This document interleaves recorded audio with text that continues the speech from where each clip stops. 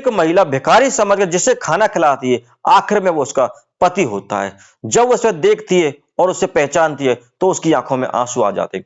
आखिर उस महिला का पति भिखारी कैसे हो गया था, इस बात की पूरी जानकारी लेने के लिए, पूरी सच्चाई जानने के लिए वीडियो में अंत तक बने रहिए। वीडियो को लाइक कीजिए, चैनल को सब्सक्राइब कीजिए ताकि मेरा हौसला बढ़ता रहे। नमस्कार दोस्तों, स्वागत है आपका हमारे यूट्यूब चैनल। एक सुचित्रा नाम की विधवा औरत होती है।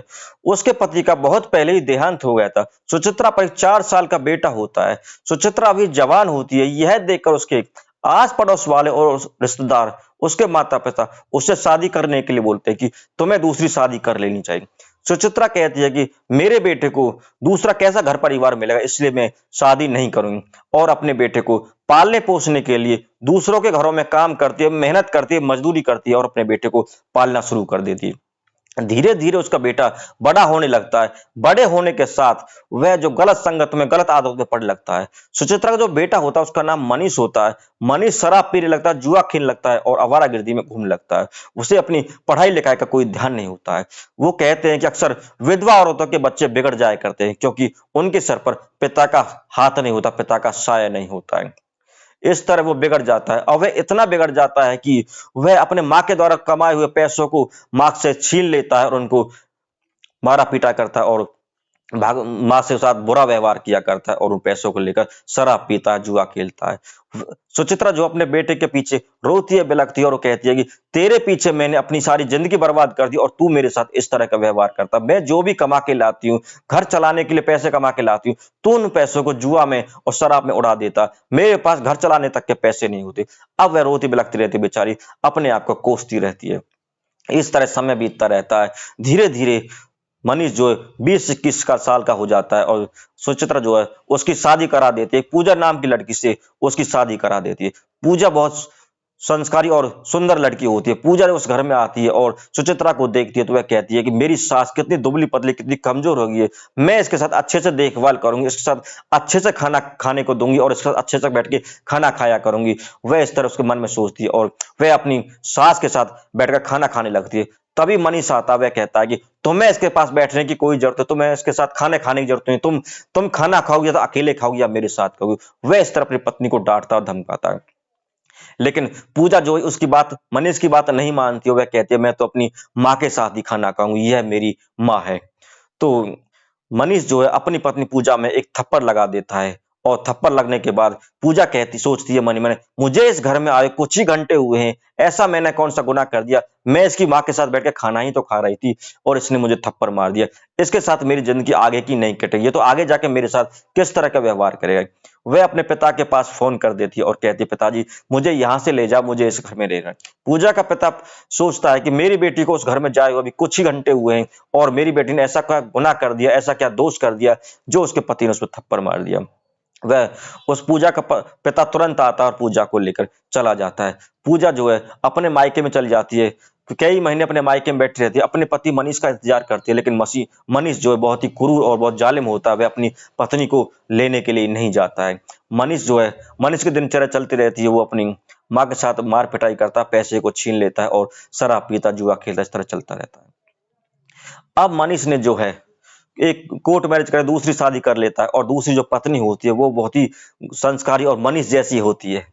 जैसा मनीष शराब पीता है, जुआ खेलता है, इस तरह की होती है, ऐसी वो पत्नी आ जाती है। वो इतनी निकम्मी भी होती है कि मनीष का भी जीना बुरा हाल कर देती है। अब वह मनीष को देखते जैसे मनीष अपनी माँ के साथ व्यवहार करता है, ऐसा ही वह सुचित्रा के साथ व्यवहार करने लगती है नई पत्नी। अब जैसे मनीष मारता है ऐसे ही वो मारती पीटती है, उसे खाना तक नहीं देती। जब तक सुचित्रा के हाथ पैर चलते हैं, वो मेहनत मजदूरी करती है, तब तक तो वह उसे अपने पास रखता है। और जब उसके हाथ पैर नहीं चलते, वो कमाने लायक नहीं रहती, बेचारी बूढ़ी हो जाती है, तो उसे धक्के मार के घर से बाहर निकाल दिया जाता है। अब बेचारी सुचित्रा दूसरों के घरों में खाना मांगती है और अपना समय पूरा करती रहती है। धीरे धीरे इसी तरह समय पूरा होता रहता है और जो सुचित्रा जो ऐसे ही दूसरों के घरों में पड़ी रहती है और एक दिन अपना शरीर पूरा कर लेती है और अपना दम तोड़ देती है। उससे संसारी दुखों से, उसका कष्टों से मुक्ति मिल जाती है। भगवान उसे अपने चरणों में बुला लेते हैं। अब जो मनीष होता है, मनीष पर शादी हो जाने के बाद धीरे धीरे उसमें 4 बच्चे हो जाते हैं और चारों बच्चे ही मनीष जैसे ही होते हैं। अब चारों बच्चे जो होते हैं वो पढ़ लिख कर बड़े हो जाते हैं और बड़े होकर वे लव मैरिज करते हैं। जैसे ही जो बेटा शादी करता, शादी करने के बाद अपना अलग घर बसा लेता, न्यारा हो जाता है। चारों बेटे बारी-बारी से अपनी शादी कर लेते हो, अलग घर बसा लेते हैं और मनीष और मनीष की पत्नी के साथ कोई नहीं रहता है। अब मनीष जो जो नई पत्नी होती है उसको कैंसर की बीमारी होती है, उसकी कैंसर की बीमारी से उसकी जान चली जाती है, उसकी मौत हो जाती है। अब मनीष जो अकेला हो जाता है, कोई भी बेटा उसे खाना नहीं देता, कोई भी बेटा उसे अपने पास नहीं रखता है। मनीष जो है भीख मांगने के लिए घर घर दर दर ठोकर खाता है, उससे भीख मिलती है, खाना खाता रहता है। एक दिन वह मंदिर में चला जाता है और मंदिर में जो है वो जो दूसरी मनीष की जो पहली पत्नी होती है पूजा, अब पूजा ने भी दूसरी शादी कर ली थी और पूजा को भी 2 अच्छे बच्चे हो गए थे। बच्चे उसके बहुत ही संस्कारी, बहुत आज्ञाकारी होते। वो पढ़ लिख कर बड़े आदमी बन जाते और पूजा के घर में भी दोनों बेटों की शादी हो जाती, 2 बहुएं आ जाती है। अब पूजा ने एक मन्नत मांगी थी, उसकी जो मन्नत पूरी हो जाएगी, मन्नत पूरी होने के बाद वह गरीबों को खाना खिलाएगी और कपड़े बांटेगी। अब इस तरह पूजा की कोई मन्नत पूरी हो जाती है, वह उस मंदिर में गरीबों को खाना खिलाने के लिए आती है और उसी मंदिर में जो मनीष वो भिखारियों की लाइन में लगा होता है। अब पूजा जो है गरीबों को खाना बांटती रहती है। खाना बांटते बांटते जब मनीष का नंबर आता है, जो मनीष को वो खाना देती है, तो खाना देने के बाद वह मनीष को देखती है और तो मन ही मन कहती है, मैंने इस आदमी को कहीं देखा, ये तो जाना पहचान सा आदमी लग रहा है। वह मनीष को ध्यान से देखती है तो मनीष को पहचान लेता है और मनीष भी पूजा की तरफ देखता है तो पूजा को पहचान लेता है। अब दोनों एक दूसरे को देखते हैं, दोनों की आंखों में आंसू आ जाते हैं।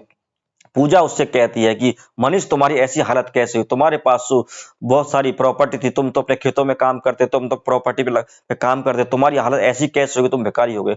अब मनीष जो है अपनी सारी बात बताता है कि तुम्हारे जाने के बाद मैंने तुम्हारे साथ बहुत गलत व्यवहार किया, तुम मुझे छोड़कर चली गई, मैंने तुम्हारे साथ पलट कर भी नहीं देखा और तुम्हारे जाने के बाद मैंने दूसरी शादी कर ली। दूसरी शादी करने के बाद मेरी जो पत्नी थी वो भी मेरी जैसे ही आई थी, वो मेरे मेरे जैसा शराब पीते थे और मेरे माँ के साथ बुरा व्यवहार करती, वो काम धंधा कोई नहीं करती थी।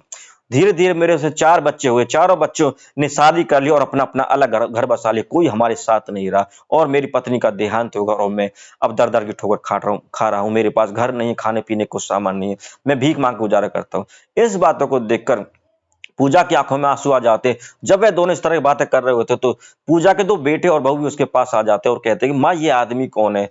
तो पूजा कहती है कि बेटा, ये मेरा पहला पति है जिसने मुझे तलाक दे दिया था, मुझे छोड़ दिया था। अब वे दोनों उससे कहते हैं कि बाबा, आप चिंता मत करो, आप हमारे साथ रहो। तो वह मनीष कहता, बेटा, मैं तुम लोगों के साथ रहने के लायक नहीं हूं, मैंने तुम्हारी माँ के साथ बहुत बुरा व्यवहार किया, बहुत गलत बात की है, क्योंकि मैं तुम्हारी माँ को लेने नहीं आया और उसे मैंने छोड़ दिया।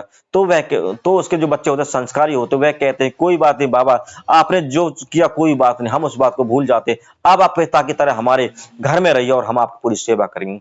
तो वह कहता है, बेटा, मैं तुम्हारे घर में रहने लायक नहीं हूँ। लेकिन जो पूजा के बेटे होते हैं वो बहुत संस्कारी होते हैं, वो जिद करते हैं और जिद करके मनीष को अपने साथ ले आते। वो मनीष के साफ सफाई करते, उसे बाल कटाते, उसे शेविंग कराते और अच्छे से उसको अपने घर में रखते और उसकी एक पिता की तरह उसकी सेवा करते। अब दोनों मनीष मनीष और पूजा दो आराम से उस घर में रहते हैं और देखो, मनीष को तो ठिकाना मिल गया था। मनीष ने चाहे कितने भी बुरे कर्म किए, कितना बुरा व्यवहार किया अपने माँ बाप के साथ, लेकिन मनीष को भगवान ने एक ठिकाना दे दिया था। लेकिन उसकी माँ सुचित्रा को तो बेचारी को ठिकाना भी नहीं है वो मिला था। वो तो एक दूसरे के दरवाजे पे खाना खाती और राह गरारे में उनसे अपना दम तोड़ दिया था। उसका व्यवहार उसके साथ बेचारे इतना बुरा व्यवहार हुआ था।